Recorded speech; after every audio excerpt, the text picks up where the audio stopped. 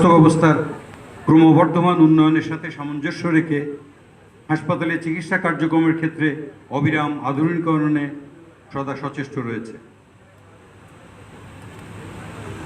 হাসপাতালের যেমন একটি প্রিন্সিপাল রয়েছে, দি সার্ভিস ইউ ডিজায়ার, সেরকম আমার নিজেরও একটি বক্তব্য রয়েছে, সেটি হচ্ছে কেয়ার অ্যান্ড কিওর। এই মূলনীতির উপর ভিত্তি করে 2018 সাল থেকে এই বিআরবি হাসপাতালে অনকোলজি বিভাগ বিভিন্ন ধরনের ক্যান্সার রোগের জন্য সমন্বিত ও আধুনিক সেবা প্রদান করে আসছে। আমি কালকে একটি পরিসংখ্যানে দেখলাম, আমরা প্রায় আউটডোরে শুধু 85,000 রুগীর সেবা দান করেছি। হয়তো 85,000 রুগী নতুন না, কিন্তু একই রুগী আসছে যাচ্ছে, এটার হিসাবে আমাদের যে পরিসংখ্যান সেটা দেখা যায়। আর অসংখ্য রোগীকে আমরা এখানে বিশ্বমানের কেমোথেরাপি, ইমিউনোথেরাপি, টার্গেটেড থেরাপি প্রদান করেছি। এছাড়া সামাজিক দায়িত্ববোধ এবং দায়িত্ববোধের জায়গা থেকে উদ্বুদ্ধ হয়ে বিভিন্ন ক্যান্সার সচেতনতা মাস বা সপ্তাহ বা দিন ইত্যাদি বিশেষ প্রচারণার মাধ্যমে ক্যান্সার প্রতিরোধে অসামান্য ভূমিকা রেখেছি আমরা। এই কারণে সকল কার্যক্রমের মধ্যে এই ধরনের সকল কার্যক্রমের মধ্যে রয়েছে সচেতনতামূলক র্যালি, ক্যান্সার প্রতিরোধমূলক তথ্য সমৃদ্ধ প্রচারপত্র বিলিকরণ, বিভিন্ন সামাজিক মাধ্যমে যেমন ফেসবুক, ইউটিউব, সংবাদপত্র, টেলিভিশন, এসব ক্ষেত্রে তথ্যবহুল সচেতনতামূলক অনুষ্ঠান প্রচার করা, উন্নত মানের ক্যান্সার চিকিৎসা সেবা এবং সংশ্লিষ্ট কার্যক্রমের উত্তরোত্তর ব্যাপ্তি ও মান উন্নয়নই আমাদের আগামীর প্রত্যাশা। এক যুগে বিআরবি হাসপাতাল শুধু একটি চিকিৎসা প্রতিষ্ঠান হিসাবে নয়, বরং মানবিক সেবা, আধুনিক চিকিৎসা প্রযুক্তি এবং রোগীকেন্দ্রিক যত্নের এক বিশ্বস্ত প্রতীক হিসাবে নিজেকে প্রতিষ্ঠিত করেছে। বিশেষ করে ক্যান্সার চিকিৎসায় আমরা উন্নত থেরাপি, সঠিক নির্ণয় এবং সহমর্মিতাপূর্ণ সেবার মাধ্যমে অসংখ্য মানুষের জীবনে আশার আলো জ্বালাতে পেরেছি। ক্যান্সারের বিরুদ্ধে লড়াই শুধু চিকিৎসা নয়, এটি সাহস, ধৈর্য এবং বিশ্বাসের লড়াই। আমাদের লক্ষ্য সবসময় ছিল রোগীদের পাশে থাকা, তাদের যাত্রাকে সহজ করা এবং সর্বোচ্চ মানের চিকিৎসা নিশ্চিত করা। এই অর্জনের পিছনে আমাদের দক্ষ চিকিৎসক দল, নার্স, টেকনোলজিস্ট এবং সকল স্টাফদের নিরলস পরিশ্রম রয়েছে। আমি তাদের প্রতি আন্তরিক কৃতজ্ঞতা জানাই। পাশাপাশি আমাদের রোগী এবং তাদের পরিবারের আস্থা ও বিশ্বাসে আমাদের এগিয়ে যাওয়ার প্রধান শক্তি। তাদের প্রতি যদি আমরা কৃতজ্ঞতা না জানাই, তাহলে তাদের এটা অবিচার করা হবে।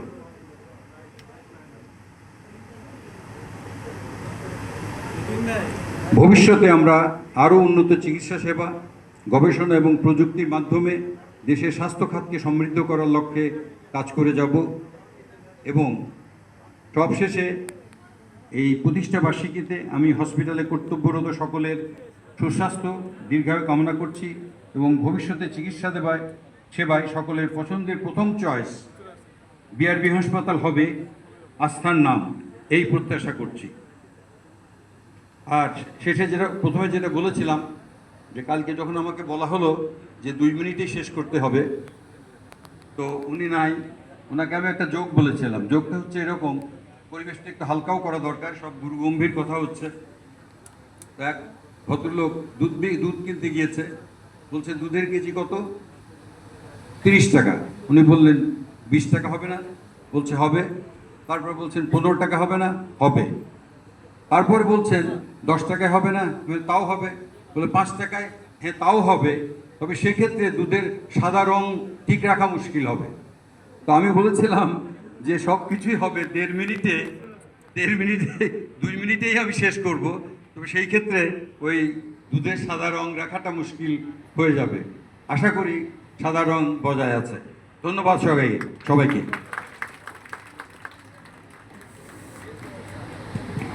অসংখ্য ধন্যবাদ স্যারকে।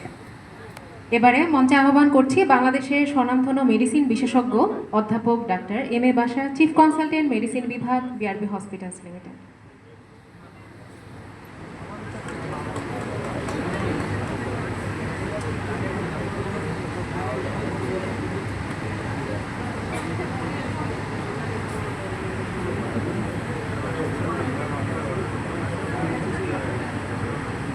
বিসমিল্লাহির রহমানির রহিম।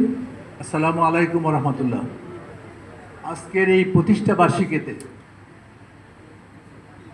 আমি বক্তব্য দিতে পেরে নিজেকে গৌরবান্বিত মনে করছি। আজকের এই অনুষ্ঠানের মঞ্চ উপবিষ্ট আমাদের honourable managing director and distinguished personalities and their colleagues, ladies and gentlemen. আমি আমার বক্তব্যের শুরুতেই পরম শ্রদ্ধার সাথে স্মরণ করতে চাই এই হাসপাতালের প্রতিষ্ঠাতা আমাদের চেয়ারম্যান জনাব মুজিবুর রহমান সাহেবকে, এবং আমি শ্রদ্ধার সাথে স্মরণ করি বোর্ড অফ ডাইরেক্টরস যারা এই প্রতিষ্ঠার সাথে জড়িত। অ্যাকচুয়ালি আমরা যারা এখানে কাজ করি আমরা মনে করি যে আমরাও বিআরবি পরিবারের সাথে একজন সম্মানিত মেম্বার হিসেবে সবাইকে আমি মনে করি, এবং আমরা ওন করি যে বিআরবি হাসপাতালকে আমি যতটুকু আন্তরিকতার সাথে সেবা দিতে পারবো তত বিআরবি হাসপাতাল তার কাঙ্ক্ষিত লক্ষ্যে পৌঁছতে পারবে এবং আমাদের নিজেদেরও ব্যক্তিগত প্রোফাইল আরও সমৃদ্ধ হবে। এবং সেই মনোবৃত্তি সামনে রেখেই আমি আমার মেডিসিন ডিপার্টমেন্টকে সহ অন্যান্য ডিপার্টমেন্টে যারা আছেন যাদের নেতৃত্বে ডিপার্টমেন্টগুলি চলছে তারা অত্যন্ত সুন্দরভাবে প্রত্যেকটা ডিপার্টমেন্টে তারা কাজ করে যাচ্ছেন, যার ফলশ্রুতিতে আমি যখন 7 বছর আগে যখন জয়েন করি তার এখন এই অবস্থার সাথে তুলনা করতে যাই অনেক উন্নতি হয়েছে, আরও অনেক উন্নতি হবে। আমরা বিশ্বাস করি যে রুগীরা যাতে আমার যতটুকু অভিজ্ঞতা যতটুকু আমার জ্ঞান আছে এই জ্ঞান আমার অভিজ্ঞতাকে কাজে লাগিয়ে তাদেরকে একটা উন্নত সেবা আমরা দিতে চাই, এবং আমরা চাই যে এই হাসপাতাল তার যে লক্ষ্য যে বিশ্বমানের হাসপাতাল প্রতিষ্ঠা করার যে লক্ষ্য এটা যাতে অর্জিত হয়। আমি একটু ডিফার করতে চাই, আমাদের হাসপাতালের বর্তমান যে পরিধি এই পরিধির মধ্যে যে সেবা আমরা দিচ্ছি এর চেয়ে বেশি সেবা দেওয়া কিন্তু এই পরিসরে এই ফেসিলিটিসের মধ্যে সম্ভব না। সেই জন্য আমি মনে করি যে বিআরবি হাসপাতালের সেই সক্ষমতা আছে। আমি অ্যাডভাইস করব, এটা হয়তো অনেকের কাছে মানে হাস্যকর মনে হইতে পারে, আমি মনে করি যে 50 বিঘা জায়গা পূর্বাচলে নিয়ে একটা আধুনিক হাসপাতালের যে স্বপ্ন আমি দেখি, আমার মনে হয় বিআরবি হাসপাতাল কর্তৃপক্ষ আমার মধ্যে দেখা উচিত যে এখন কিন্তু হাসপাতালের যে কনসেপ্টটা হ্যাজ বিন চেঞ্জড।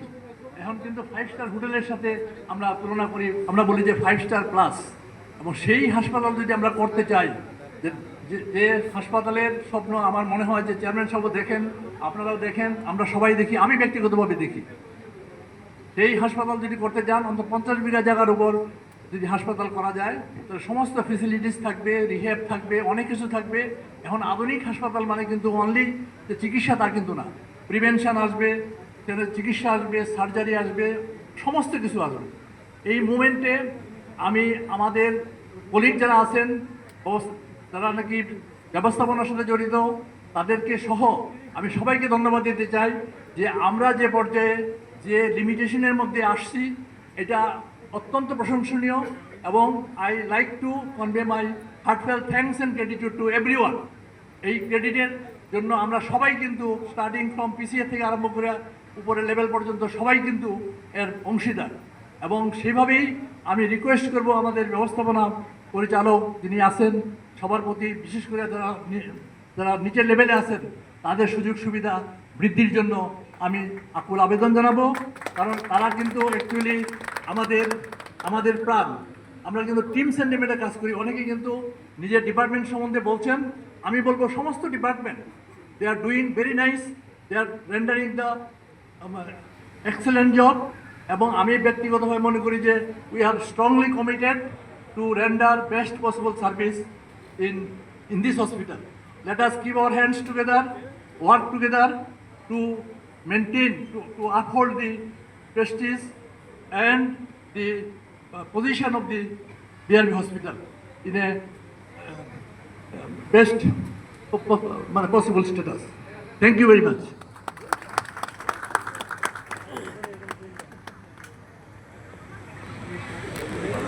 অসংখ্য ধন্যবাদ স্যারকে স্যারের মূল্যবান বক্তব্যের জন্য। প্রিয় দর্শক, এবার মঞ্চে বক্তব্য প্রদানের জন্য আমি আহ্বান করতে চাই দেশবরেণ্য আন্তর্জাতিক খ্যাতিসম্পন্ন হেপাটোবিলিয়ারি ও প্যানক্রিয়াটিক সার্জন ও বাংলাদেশের লিভার ট্রান্সপ্লান্টের পথিকৃৎ অধ্যাপক মোহাম্মদ আলী স্যারকে, চিফ কনসালটেন্ট হেপাটোবিলিয়ারি ও প্যানক্রিয়াটিক সার্জারি বিভাগ, বিআরবি হসপিটালস লিমিটেড।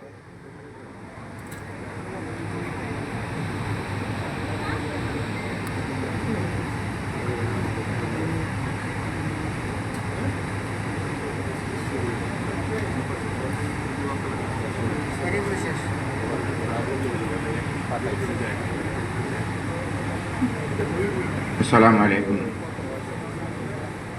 আজ বিআরবি হসপিটালের 12তম জন্মদিন, সবাইকে আমি শুভেচ্ছা জানাচ্ছি। মঞ্চ উপবিষ্ট সবাইকে সালাম এবং শুভেচ্ছা জানিয়ে আমি বক্তব্য আরম্ভ করছি। এই বিআরবি হাসপাতালের জন্ম এবং জন্মের আগের থেকেই আমি সম্পৃক্ত, এবং আপনারা জানেন হয়তো যে বাংলাদেশে প্রথম আমি 1999 সালে হেপাটোবিলিয়ারি সার্জারি স্টার্ট দিয়েছিলাম বার্ডেন, এবং ওই সময় থেকে 2000 সাল থেকে আমি আগের যে গ্যাস্ট্রোলিভার ছিল সেই গ্যাস্ট্রোলিভারের সাথে সম্পৃক্ত, এবং ওইখানে প্রাইভেট সেক্টরে প্রথম হেপাটোবিলিয়ারি সার্জারি স্টার্ট দেওয়া হয়েছিল। এই তখন গ্যাস্ট্রো লিভারটা একটা মনোস্পেশালিটি, মানে গ্যাস্ট্রো আর হেপাটোবিলিয়ারি ছিল। এমনকি বিআরবি যে সময় হয়ে যায় 2014 সালে, তখনও এটা মনো হিসাবে ছিল, ওই গ্যাস্ট্রো অ্যান্ড হেপাটোবিলিয়ারি ছিল। এবং তখনও আমাদের প্রফেসর ইকবাল বলে গেছেন আমাদের 60 জন পেশেন্ট ছিল, 60 জন পেশেন্ট নিয়ে আমরা আসছিলাম। প্রথম হেপাটোবিলিয়ারি সার্জারির অপারেশন ওয়ার্ডে এই হাসপাতালে আমি করেছিলাম। আপনারা জানেন যে হেপাটোবিলিয়ারিটা আমি বলবো এখানে বর্তমানে আমরা 5 জনেরও বেশি হেপাটোবিলিয়ারি সার্জারি সিনিয়র জুনিয়র মিলিয়ে আমরা কাজ করে যাচ্ছি, এবং শত শত hepatic dissections, biliary reconstructions, pancreatic dissection অত্যন্ত সফলভাবে এই হাসপাতালে হচ্ছে। এবং গভর্নমেন্ট সেক্টরের পরেই অথবা বারডেমের পরেই যদি কোনো হাসপাতালে hepatobiliary excellence centre of excellence হয়ে থাকে, তাহলে এই বিআরবি হসপিটালই হচ্ছে, এবং আশা করছি এই ফ্যাসিলিটি আরও বৃদ্ধি পাবে। আমাদের একটু লিমিটেশন আছে, লিমিটেশনটা বেশিটা ফেস করছি আমরা ওটির। এখন আগে যেমন এই ওটিকুলা কমপ্লেক্স বানানো হয়েছিল একটা মনোডিসিপ্লিনারি হেপাটোবিলিয়ারি হবে, কিন্তু এখন এটা হয়েছে মাল্টিডিসিপ্লিনারি, কিন্তু প্ল্যান ফেসিলিটি সব কিছু রয়ে গেছে মনোডিসিপ্লিনারি আইডিয়া। এখন যেটা ফেস করি আমরা যে ওটি ফেসিলিটিটা অত্যন্ত আমি বলি লিমিটেশন আছে, ওটি ফেসিলিটিটা বাড়ানো উচিত। আর অ্যানেস্থেশিয়া আমি অত্যন্ত আনন্দিত যে প্রফেসর ইকবাল আছেন। ইকবাল আমার সাথে কাজ করেন 2000 সাল থেকে, 26 বছর ধরে উনি এই ইপিডুরাল অ্যানেস্থেশিয়া এবং অন্যান্য অ্যানেস্থেশিয়া দেওয়ার জন্য এত সেফ হেপাটিক ডিসেকশনস এবং অন্যান্য সার্জারি সম্ভব হচ্ছে। এবং উনি যে কাজ করছেন ওনার আন্ডারে ট্রেন্ড আপ হয়ে বর্তমান যে অ্যানেস্থেশিওলজিস্ট আছেন তারা অনেক ট্রেন্ড আপ হয়ে গেছেন, তারাও এখন দিয়ে যাচ্ছে। তাই আমি মনে করি প্রথমেই আমাদের যে ফেসিলিটিটা এটা একটা নেম ইন ফেমের ইস্যু, যে এইখানে একটা centre of excellence for hepatobiliary কাজ করে আসছে দীর্ঘদিন ধরে, 26 বছর ধরে, এবং দেশে এবং বিদেশে এটা অত্যন্ত সম্মান অর্জন করছে। এই ফেসিলিটিটাকে আরও বাড়ানো উচিত, এই সম্মানটাকে হারানো উচিত না, এই সম্মানটাকে আরও বাড়ানো উচিত। এতে গিয়ে OT facility, post operative facility extreme limited, বলা যাচ্ছে না কীরকম ফেসিলিটির মধ্যে ওটি হচ্ছে। ওটি হয় 10টা 12টা 13টা 14টা, আমার পোস্ট অপারেটিভ বেড আসছে 6টা 7টা, এটা কেমন করে হয়? এই ফেসিলিটিটাকে আমার মনে হয়, আমি সবসময় বলে থাকি যে ওটি ফেসিলিটি কীভাবে বাড়ানো যায়, পুস্টক ফেসিলিটি হয়েছে, আইসিইউ ইকবাল আছেন, ডক্টর শাহিন কাজ করছেন, আরও এই ফেসিলিটিটাকে আর একটু বৃদ্ধি করা উচিত, যাতে এই কমপ্লেক্সটা তো হচ্ছে মেইন, এবং সমস্ত ওটির থেকে তো সার্ভিস, নেম, ফেম, আর্নিং, ফাইন্যান্সিয়াল বিশাল অঙ্ক এইখানে জড়িত। এই কমপ্লেক্সটাকে অ্যাড্রেস করা উচিত এবং এই ফেসিলিটিটা বাড়ানো উচিত। দ্বিতীয়, কার্ডিয়াক ফেসিলিটি আমি অত্যন্ত আনন্দিত। সবসময় আমার মনে এমন কোনো সভা, মিটিং কোন জায়গায় যেখানে আমি কার্ডিয়াক ইস্যুটা রেজ করি না, যে এটা আজকে অপারেশন করলাম, এখন একটা কার্ডিয়াক প্রবলেম হলো, এই পেশেন্টটাকে আমি কোথায়, এটা বিশাল একটা প্রবলেম, এবং অথরিটি এটা গুরুত্ব সহকারে নিয়েছেন এবং ইনশাআল্লাহ এটা কার্যক্রম শুরু হয়েছে। শীঘ্রই এটা আশা করি কমপ্লিট হবে এবং ফেসিলিটি বাড়বে। অন্যান্য ডিপার্টমেন্টও অনেক কাজ করে যাচ্ছেন, অনকোলজি আছেন, নিজামুদ্দিন সাহেব বলছেন, আমি নিজেই বলতে চাইছিলাম যে উনি, আমার মনে হয় উনি যদি এগিয়ে যান তাহলে এখানে কিডনি ট্রান্সপ্লান্ট অবশ্যই সম্ভব। ওনার মতো একজন নেফ্রোলজিস্ট আছেন এবং উনি আগে কিডনি ট্রান্সপ্লান্টের সাথে জড়িত ছিলেন, সাকসেসফুল কিডনি ট্রান্সপ্লান্ট করিয়েছেন। তাই আমার মনে হয় যদি আমরা কিডনি ট্রান্সপ্লান্টটাও এইখানে যুক্ত করতে পারি তাহলে এটা আরেকটা বিশাল একটা ফিগার হবে for the BRB hospital, name and fame, service, সব কিছুর জন্য। এবং যদি এখানে আরও আমি এক্সটেন্সিভ হেপাটোবিলির স্টার্ট দিতে পারি, আরও যদি এখানে কিডনি ট্রান্সপ্লান্টে হয়, তখন হয়তো আমি চিন্তা করব যে পসিবল কিনা আমার লিভার ট্রান্সপ্লান্ট। তো একটা পর্যায়ক্রমে স্টেপ বাই স্টেপ প্রসিড করতে হবে। আপনি কোনো কিছুতেই ওভারনাইট কোনো কিছুতে এম্বার্ক করতে পারবেন না। এই যে যদি এখানে ফেসিলিটি আরও বাড়ানো হয়, কার্ডিয়াক ফেসিলিটি, ক্যাথল্যাব ছাড়া, অন্যান্য ফেসিলিটি ছাড়া আপনি লিভার ট্রান্সপ্লান্টটা করতে পারবেন না। তো এই ফেসিলিটিগুলো যদি ইমপ্রুভ হয়, আশা করি বিআরবি হসপিটালের নেম ফেম আজকে যেভাবে আছে সেভাবে আরও বৃদ্ধি পাবে এবং দেশে এবং বিদেশে সম্মান অর্জিত হবে। দ্বিতীয়, প্রফেসর বাশার বলেছেন যে আরেকটা ফেসিলিটি কমপ্লেক্স, আরেকটা নতুন একটা আঙ্গিকে নতুন করে 50 বিঘা জায়গা নিয়ে একটা কমপ্লেক্স করা যায় কি না। এটা করতে গেলে এটা হয়তো পসিবল, কিন্তু এটা আমি তো মনে অনেক আন্ডারস্ট্যান্ডিংয়ের ব্যাপার, অনেক কিছুর প্রয়োজন আছে এবং সময়েরও ব্যাপার। তাই আমি মনে করব ঠিক আছে, এটা যদি পসিবল হয় এটা ওকে, কিন্তু এই বর্তমান কমপ্লেক্সে যে ফেসিলিটি আছে প্রত্যেকটা সেক্টরে আমার মনে হয় উন্নতি যদি করি কম্বাইন, তাহলে এই ফেসিলিটি থেকেও আমরা একটা সেন্টার অফ এক্সেলেন্স করতে পারবো। তো আমি সবশেষে এটাই বলতে চাইবো যে আমি এটা দেখতে চাই যে এই বাংলাদেশের বুকে এবং আন্তর্জাতিকভাবে বিআরবি হসপিটাল একটা সুপার স্পেশালাইজড ফেসিলিটি হয়ে কার্যক্রম চালিয়ে যাচ্ছে। সবাইকে অনেক অনেক ধন্যবাদ।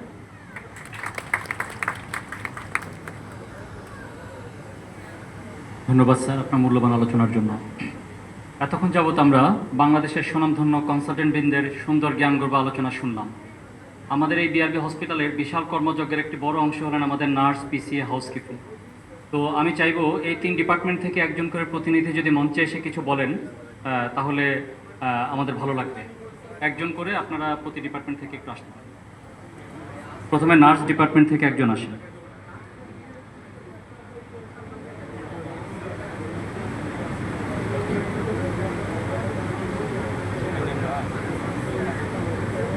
এরপর নার্স ডিপার্টমেন্টের পরে পিসিএ ডিপার্টমেন্ট এবং তারপরে হাউসকিপিং।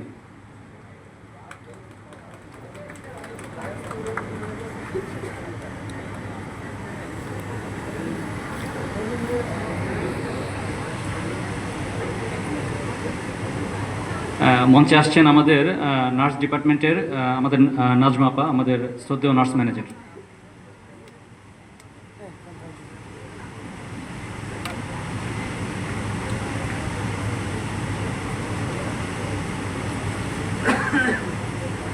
আসসালামু আলাইকুম। হঠাৎ করে মঞ্চে এসে গলাটা কাঁপছে। তারপরে স্যার সবাই সালাম। আমরা বিআরবিতে চাকরি করি, আমরা সবাই খুব ধন্য এবং খুব উৎফুল্ল মনে আমরা কাজ করছি এবং আমরা চেষ্টা করব বিআরবিকে আরও সুনামধন্য বিআরবি হসপিটালকে আগায় নেওয়ার জন্য। এই বলে আমি সবাইকে ধন্যবাদ জানাই। আসসালামু আলাইকুম।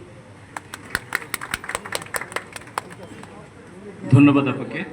এবার পিসিএ ডিপার্টমেন্ট থেকে কেউ একজন এসে আপনার পরিচয় দিয়ে কিছু বলুন।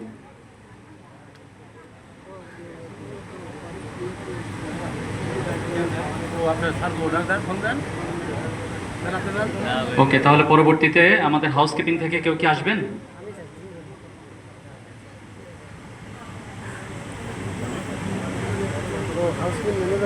ঠিক আছে।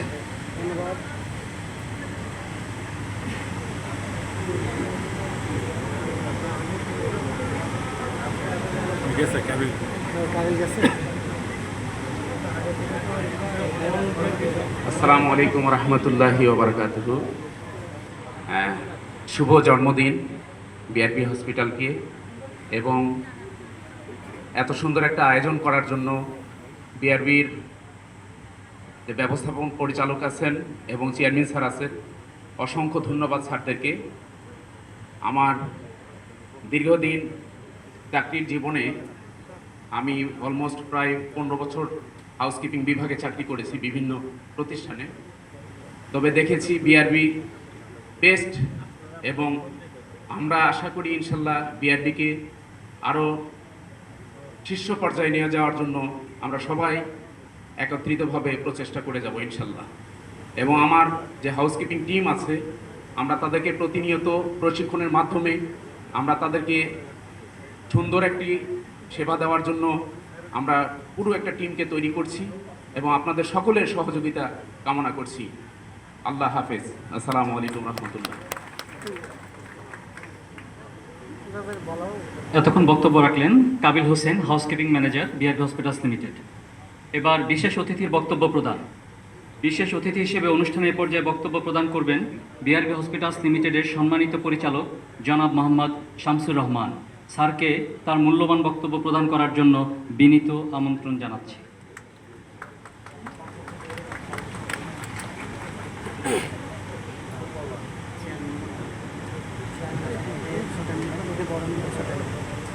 বিসমিল্লাহির রহমানির রহিম। আসসালামু আলাইকুম ওয়া রাহমাতুল্লাহ।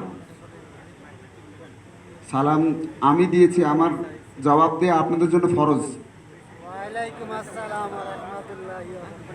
আমার কিছু করার নাই, কারণ এটা আল্লাহর আইন, বা সেটাই এসছে। যদি কেউ সালাম দেয় তার জবাব দেওয়া তার উপর ফরজ হয়ে যায়। এখন এই কষ্টটা করাই লাগছে। আলহামদুলিল্লাহ, আমরা কিছু এখানে আজকে উপস্থিত হতে পেরেছি, আল্লাহর দরবারে অশেষ শুকরিয়া জানাই। আর যে পরিবারে আমার জন্ম, যার মাধ্যমে আমি আজকে এখানে কথা বলার সুযোগ পাচ্ছি, যে আল্লাহর অনুগ্রহে যার পরিবারে জন্মের মাধ্যমে আমি নগণ্য মানুষটা এখানে আপনাদের মধ্যে স্বনামধন্য পৃথিবী বিখ্যাত মানুষদের মধ্যে কথা বলার সুযোগ পাচ্ছি, সেই জন্যে আল্লাহর কাছে শুকরিয়া জানাই।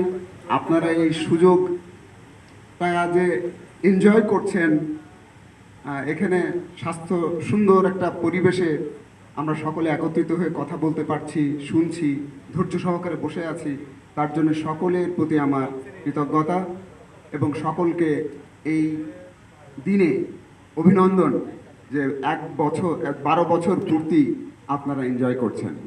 আলহামদুলিল্লাহ, আমরা আল্লাহর দরবারে শুকরিয়া জানাই যে আমরা 12টা বছর অতিক্রম করলাম।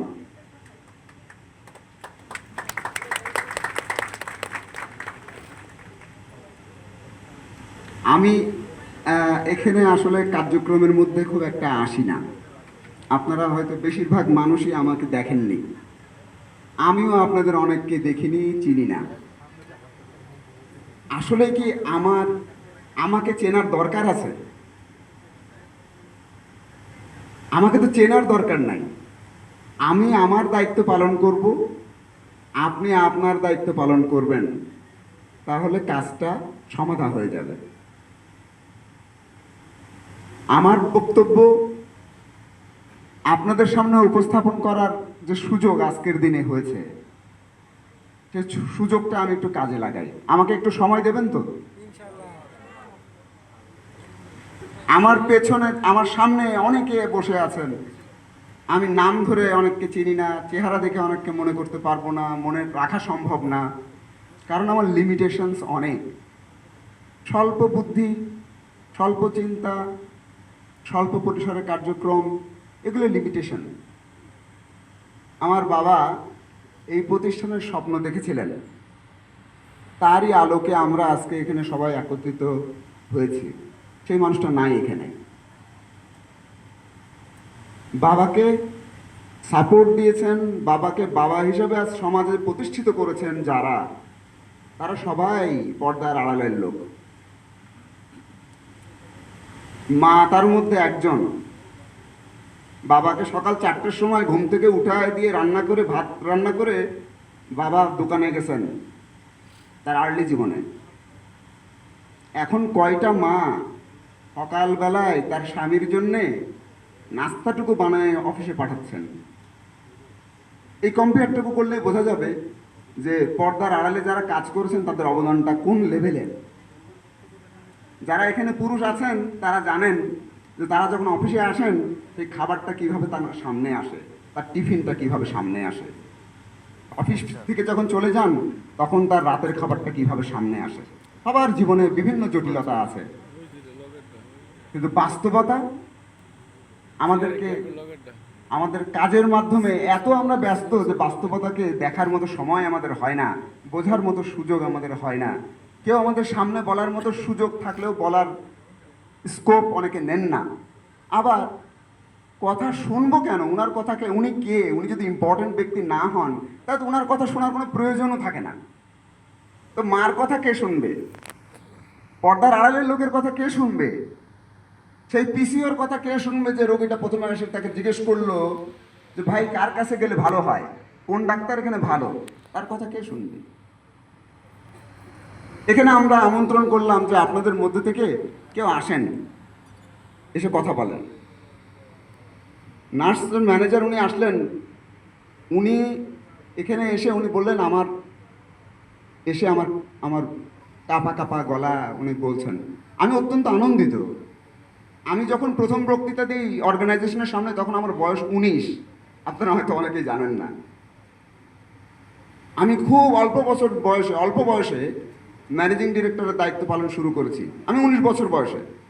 আমার বাবা সেই ঝুঁকি নিয়েছেন, আমাকে সেই পদ দিয়েছেন, আমাকে সেই কার্য করার সুযোগ দিয়েছেন। আমার বয়সের থেকে আমার অভিজ্ঞতার বয়স বেশি। 19 বছর থেকে প্রায় 50 বছর আমি কাজ করি। আমার বয়স প্রায় 50 এখন।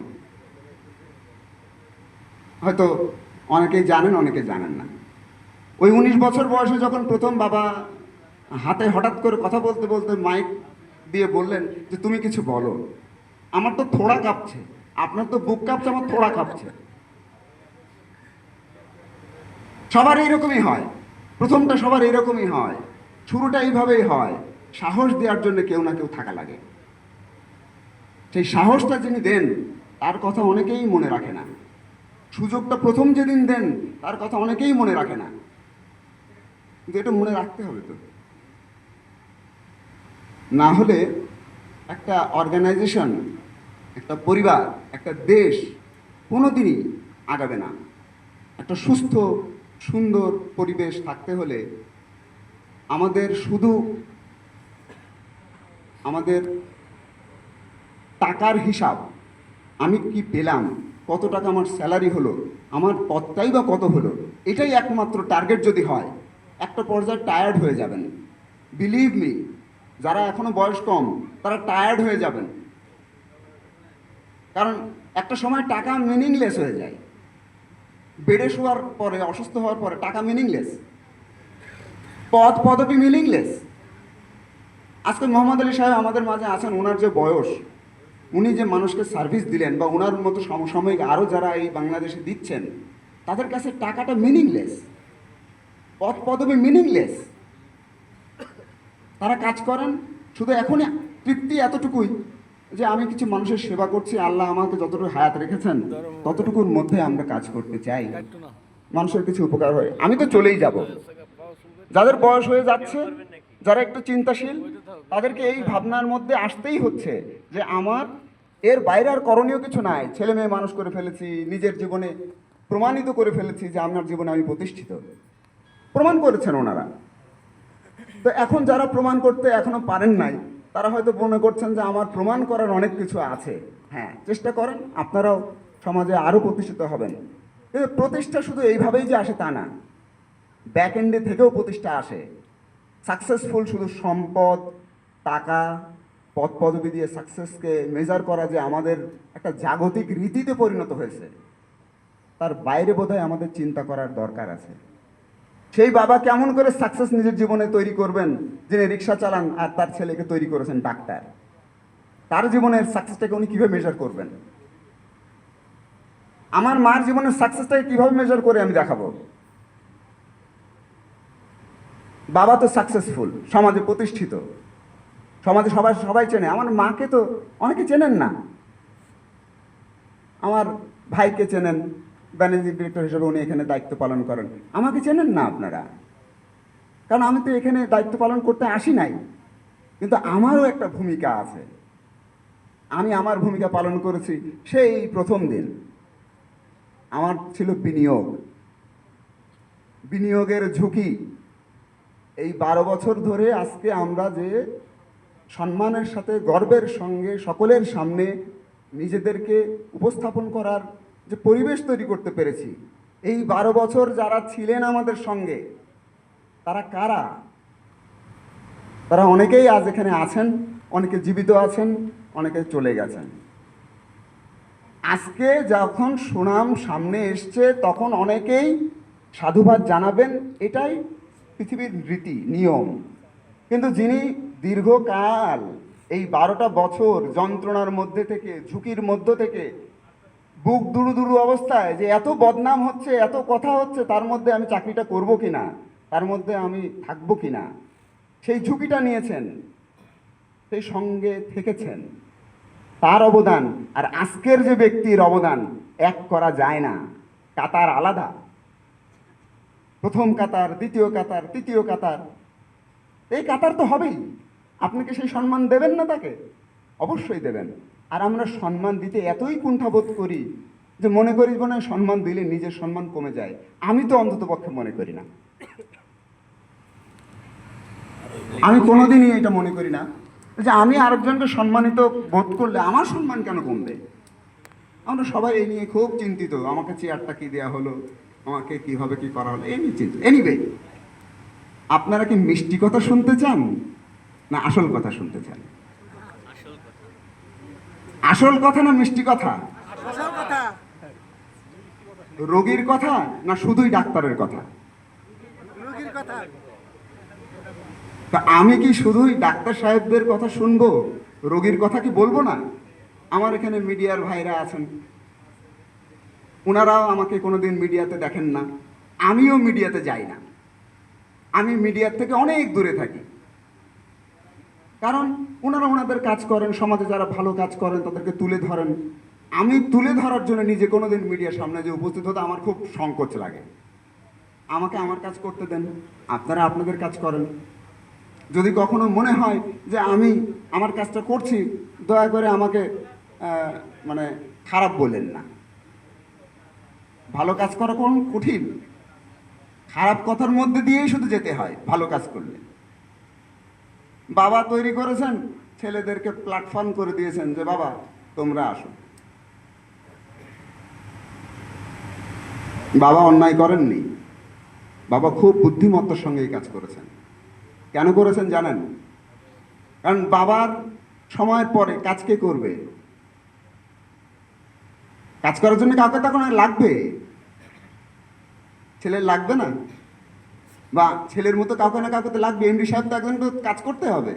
তো তাহলে এই যে একটা পরম্পরার একটা ধারাবাহিকতায় কাজ করার জন্যে একজন না একজনের লাগবে। মোহাম্মদ আলী সাহেব যেমন ওনার ডিপার্টমেন্টে উনি সারা দেশে একটা অবস্থান ওনার তৈরি হয়েছে। ওনার এই জিনিস যদি উনি আল্লাহ ওনাকে যখন নিয়ে যাবেন আরেকজন যদি তৈরি না হয়, আপনি কি সেই অভাবটা বোধ করবেন না? অবশ্যই বোধ করবেন। এরকম আমাদের যে সমস্ত ডাক্তার সাহেবরা আছেন, আমি সবসময় ফোকাস করি যে ওনারা ওনাদের সাকসেশন প্ল্যানিংটা কি করেন। ওনারা ওনাদের জীবদ্দশায় যত পরিশ্রম করলেন, যা কন্ট্রিবিউট করলেন, সেটা যদি পাস অন না হয়, আরেকজনের কাছে সেই নলেজটা যদি না যায়, সেই জিনিসটা যদি সে তার ধারাবাহিকতা তার জীবনেই পরে এটা ছন্দপতন ঘটে, তাহলে ওনার সাকসেস এটা হতে পারে না। এটা ওনার সাকসেসটা তখনই হবে যখন উনি এটা পাস অন করবেন। ওনার এই মেধা, ওনার এই চেষ্টা উনি পাস অন করতে পারছেন, হোক তার নিজের সন্তান, হোক তা অন্যের সন্তান। এই ধারাবাহিকতা, এই কাজটা মানুষের সেবায় আরেকজন নিয়ে যাওয়ার জন্যে পাস অন হতে হবে। আমরা তো কেউ বাঁচবো না, কেউ হয়তো 60, 70, 80, 90 এর বেশি তো না। তো আমি আপনাদেরকে অনুরোধ করব যে আপনারা যে যেখানে বয়োবৃদ্ধ হচ্ছেন, আপনারা আপনাদের নলেজ শেয়ারিং করেন, আপনাদের সন্তানদের মাধ্যমে করেন, আপনাদের কলিগদের সন্তানদের মাধ্যমে করেন। তাদেরকে আপগ্রেড করতে হবে। আপগ্রেড না করলে তারা অ্যাটিটিউড কোত্থেকে শিখবে? আপনি যদি সেই অ্যাটিটিউড তাকে না শেখান, সে শিখবে কোত্থেকে? সে তো ভাববে আমাকে একটা বড় জায়গায় আমার ব্যক্তিত্ব নিয়ে চলতে হবে, আমার স্টাইল নিয়ে চলতে হবে, এটা হবে তার চাওয়া পাওয়া, আমাকে গাড়ি, সব কিছুই হবে। কিন্তু রোগীর প্রতি যে অ্যাটিটিউড, আমি একটু আগে আমরা নিজেরা যখন আমি বললাম যে এটা গ্যাস ভরার মতো যদি সিলিন্ডারে ভরে দেওয়া যেত, তাহলে আমি সে না হয় ভরে দিতাম। কিন্তু এই অ্যাটিটিউডটা আমি আনতে পারবো না। এটা আপনাদেরকে রপ্ত করতে হবে। আমি আপনাদেরকে স্যালারির ব্যাপারে সহযোগিতা করতে পারি, স্যালারি বৃদ্ধির জন্য আপনার বিষয়টাকে দেখতে পারি, আপনার ইকুইপমেন্ট করতে পারি, আপনার হাসপাতালের ফ্যাসিলিটি বৃদ্ধি করার জন্য চেষ্টা করতে পারি। কিন্তু যে রোগীর প্রথম চাওয়া, যেটা হলো একজন রোগীর বা সারা পৃথিবীর মানুষের চাওয়া, যে আমি যখন প্রথম যাব, আমি ট্রাস্ট আমার জীবনটা, আমার শরীরটা তার হাতে সঁপে দিলাম। আমি জানি না কিভাবে আমার